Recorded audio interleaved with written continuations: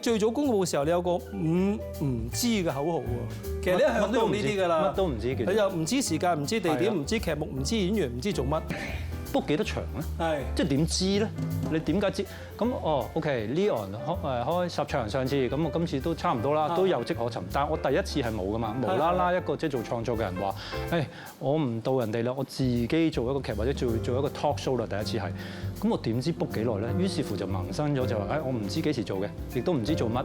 咁有幾多人？總之我呢個人做係我做㗎啦，總之係啦。咁邊個有興趣你買飛？咁我大概知道幾多啦，我咪 book 咯。如果得2個人有興趣，我 book 個茶餐廳卡位做都得㗎嘛。咁卡位係點啊？係啦，多少少咁咪可能唔知麥花臣啦，淨係 APA 啊，再算啦，咁就好好啦。未 book 佢嗰陣係場都未 book，唔知幾時做。咁我覺得咁樣最好咯。有少少咧開盲盒啊。哦。頭先佢講開盲盒嗰樣嘢都唔係淨係即係觀眾開盲盒㗎，即係佢揾演員嗰個演員都開盲盒㗎，即係究竟你俾啲咩我做㗎？咁你中意啲飯咁嘛？啲正義迴廊咁啊，你係唔知係咪你殺㗎嘛個人？係咯，佢而家佢又係咁樣講俾你聽㗎嘛。佢唔講我真係而家佢連做乜佢都唔講俾我聽。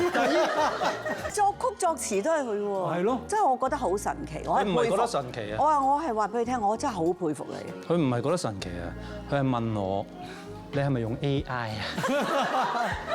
我同佢講啊，真係唔係，我發誓唔係 AI。如果 AI 寫嘅話咧，好聽好多。應該好啲嘅。好聽好多，即係顏色好靚啊。係。咁同埋你幾個咁 modern 嘅人咧，同一樣咁傳統嘅嘢掛鈎咧，又會覺得好唔啱路數啊。咁啊，白紙咧本身着完之後咧都幾勁啊！周瑜衫佢呢件叫粉紅色嘅，着出嚟大家 OK 咁正常嘅。我同阿倫互相望，點解我哋係咁嘅咧？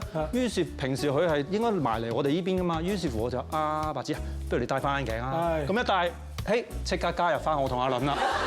一帶翻嚟啊！佢又翻嚟，佢唔好黐埋去阿 Mo 姐嗰邊啊！本來咧就係即係話因為拍完呢個金多寶啊嘛，咁咧就想拍一個咧係即係另外一啲賀歲片，但係咧就今次唔係講餃豬啦，今次係講煮嘢食嘅，就係講粵菜，係啦。所以就揾埋兩位老友一齊。